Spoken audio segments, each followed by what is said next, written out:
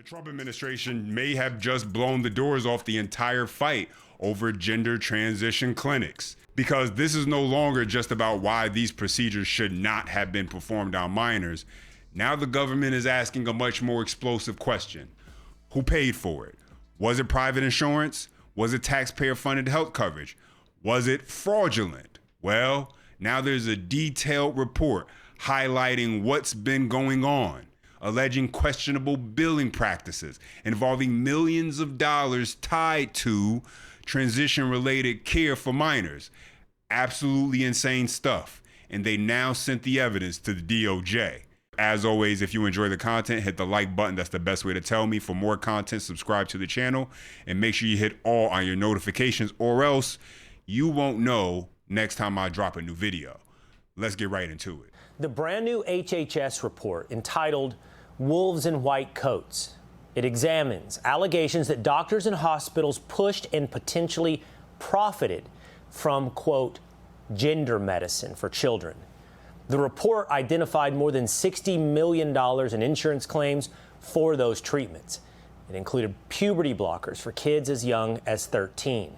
This was all billed between 2015 and 2025. The report also details potentially criminal practices inside pediatric gender programs, including allegations that some providers used misleading diagnostic and billing codes to get insurers to cover the treatments. And look at the money involved. The report says the average health care cost for a minor is roughly $3,000. But for minors receiving transgender treatments, that number climbs to $75,000. If that minor elects transition surgery, it climbs to $170,000. So the question isn't just what happened, but whether or not anyone broke the law. And so as usual, you got to follow the money, right? That's what it comes down to. And that's the reason why this new HHS report is so important, because it just adds another layer to something that's already been evident going on right now, the level of fraud that has been occurring. And so if you guys recall, July 2025, the DOJ announced that it was already investigating and had sent out 20 subpoenas, over 20 subpoenas to doctors and clinics, and that they were investigating for possible healthcare fraud and false statements. And so this new HHS report adds just a new layer, highlights the potential for more fraud that's going to be exposed as we keep on going forward, and these investigators are able to discover more information. And let's not forget, the DOJ has already shown that they are willing to pursue these kind of cases, because back in May, the Texas Children's Hospital agreed to pay $10 million to resolve allegations involving false billing to public and private insurers. And so that's the part right there, ladies and gentlemen. This also involves taxpayer dollars when you're talking about government-funded healthcare plans. And also you had, in June, the Cleveland Clinic agreed to pay $308,000 to resolve separate false billing allegations. Now, both clinics also agreed to establish specialized detransition care, with the Cleveland Clinic agreeing to commit $2 million and the Texas Children's Hospital establishing a specialized detransition clinic funded by the hospital for the first 5 years. Let's continue. We know that some of the pharmaceutical companies were getting rich by encouraging doctors to prescribe these therapies off-label. And one of the things that we've worked on with Bobby Kennedy, obviously that was just announced, I know that you're covering it and I appreciate it, is that sometimes the doctors and the insurers were mislabeling these treatments in order to get financial reward, even though they weren't being honest about what they were doing. Because of course, if they were being honest, if they were going to the insurers and saying, well, we're actually butchering these kids, then that might have raised some alarm bells in the medical system. Instead, they said that they were treating for endocrine disorders or for certain pubescent disorders. And that was allowing them to list medical codes in the billing that allowed them to make money off of these kids suffering while simultaneously avoiding any real scrutiny. And we really see this, Will, as part of our broader effort to fight fraud. There's just so much fraud in our country. But unfortunately, one of the biggest purveyors of fraud was this small number of doctors, people who were getting wealthy by actually doing these procedures on kids, lying about the medical implications of it, and collecting rewards for it. And so let's go ahead and break that down, ladies and gentlemen, because what you heard right there is the most important part of this entire thing. You had doctors, you had clinics, hospitals, knowingly falsifying what they were telling the insurers, because they knew if they were honest about exactly what surgery they were actually giving and offering these children, that it would be denied more than likely in most cases. And so they falsified it under something that would pass the smell test, that wouldn't get as much scrutiny, that would basically get rubber stamped and moved along the assembly line. If that's not fraud, I don't know what is. So just to follow up, an endocrine disorder is largely a diagnosis for somebody with hyperthyroidism or thyroid disease or diabetes.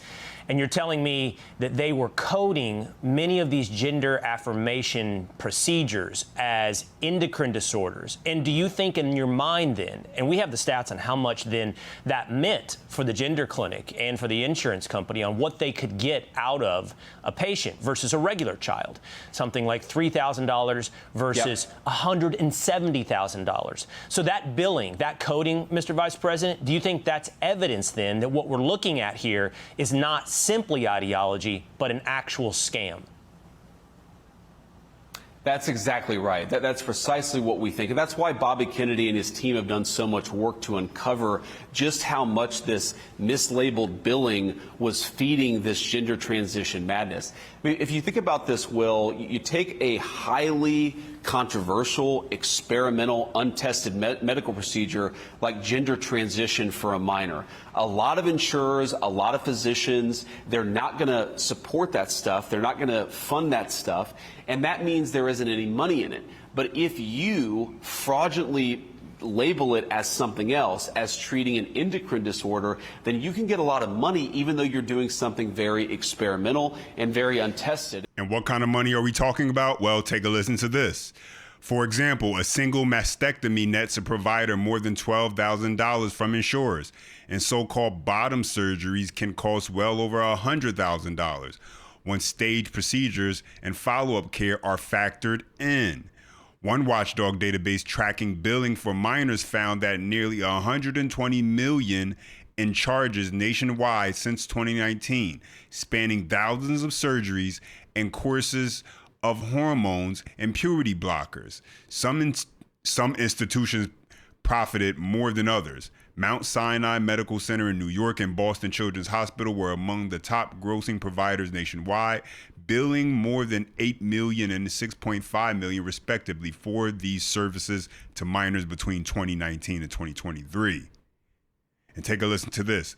The report's own analyst of nationwide insurance claims database shows that between 2015 and 2025, private and public insurers were billed nearly $50 million for puberty blockers prescribed to children aged 9 to 17 under an endocrine disorder diagnosis, a code that a separate Manhattan Institute analyst found rose 30% among minors between 2020 and 2022. Again, this is why I say it really was two things happening simultaneously. I mean, we know that there were 12-year-old girls, especially because it was more common among girls than boys. It happened with both, but it was more common with girls than boys. They'd get on social media.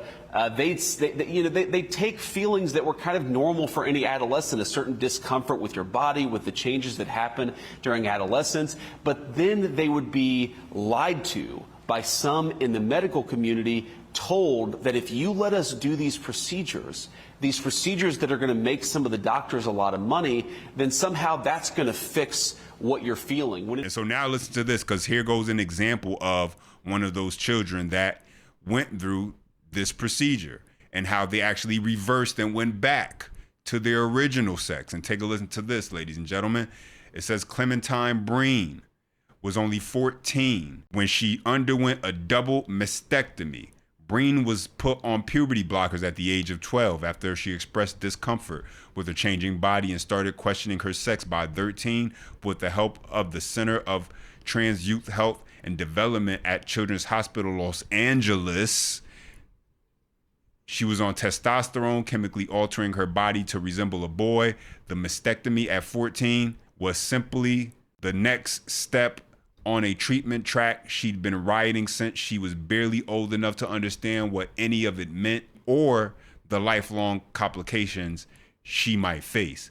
At 18, Breen transitioned back to her biological sex after receiving therapy for childhood sexual abuse. And now I want you to check this out, ladies and gentlemen, because you have Chloe Cole, who was also a detransitioner, and now she's an activist looking to protect other children, understanding that no child can consent to this. And so take a listen to this. Check this out. I do not think that children have the developmental capacity or worldly experience to make decisions like this that are very adult in nature, because this is not just a cosmetic change that these interventions cause to the body. I didn't know how much it would mean for me to lose my ability to breastfeed and potentially my ability to have children at the time that I was allowed to go through this, because I still very much was a child myself. I was still growing up. No child can consent to being sterilized. No child can consent. Did you hear Chloe there? Heartbreaking and necessary testimony from a woman who transitioned to a male as a child and then transitioned back. This, as the Trump administration is now cutting off federal aid, Medicaid funding for sex change procedures and hormones for children. President Trump took to Truth Social to weigh in on the historic decision. We are not going to pay for our innocent children to undergo these barbaric surgeries and practices, which result in unthinkable and irreversible harm to their young bodies. Dozens of U.S. hospitals have already ended this so-called gender-affirming care, and we expect many more to follow. Just think about all of the young, innocent, and perhaps confused children who will be spared. One study finds nearly 4,000 gender surgeries were performed on minors in the United States between 2016 and 2020. But let's go and switch gears and jump into this second story with Kamala Harris, who continues to show why the GOP wants her to be the Democratic nominee come 2028. She put her foot in her mouth once again when trying to explain how the SAVE Act is oppressive and prevents individuals from being able to vote because it forces them to have to prove who they are. Take a listen. 19 states have already passed laws to make it more difficult to vote. Then this president, hey everybody, so they're trying to mess with your ability to vote, just to break it all down. You've got the Supreme Court, they just sealed the deal with this case that just came up recently, the Calais decision, which basically took the power out of the Voting Rights Act, which was designed to protect your right to vote. So you got the Supreme Court doing its thing. Then this president is trying to push this SAVE Act, which basically would require that for people to register to vote, you're going to have proof of who you are through a passport, which a lot of Americans don't have, or a birth certificate. Same point, obstacles to make it difficult for you to register to vote. And then you got the states. 19 states have already passed laws to make it more difficult to vote. And the ones that haven't passed a law are doing it in practice in many places around our country. Why? Yeah, so let's go ahead and break this down, because that right there is the only example you need on why the GOP would love for Kamala Harris to run for president in 2028 and be the Democrat nominee. Because she has no clue what she is talking about and seems like she never does. The Supreme Court case she's talking about that is preventing individuals from voting. Yeah, that was just them saying you can't force a state to draw their maps based on race. There was the redistricting battle, ladies and gentlemen, that she was referring to.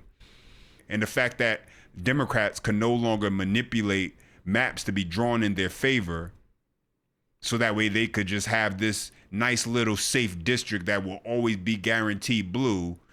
And they'll say they're doing it because they're fighting for the black community. You know, they love to throw that in. By now, everybody knows this is an 80-20 issue. Democrats seem to be the only one, not the voters, because they're actually on board with this. A vast majority of individuals realize that needing an ID, needing to prove who you are in order to vote, that shouldn't really be a controversial issue. But You have Democrats like Kamala Harris who go around saying things such as, well, you know that they're trying to oppress you by making you show ID and prove who you are to vote. That is the messaging they're sending, and basically saying to their voters, we think you're too stupid to be able to obtain photo ID and actually get your paperwork in order. And so we don't want you to have to worry about any of that.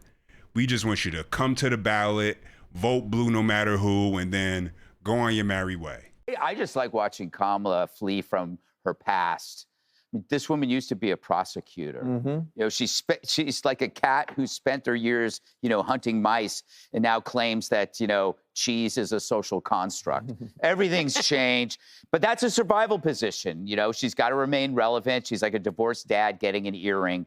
I also like how Piker is pleading with Dems to white knight for him after he's been trashing them for so long. He's like the class bully who cries to his mother because no one came to his birthday party.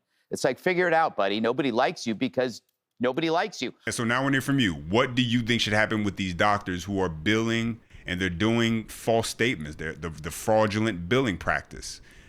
What should happen to the doctors? What should happen to the clinics? What level of punishment do you think is actually fair for that level of deception, knowing deception? Let me know your thoughts.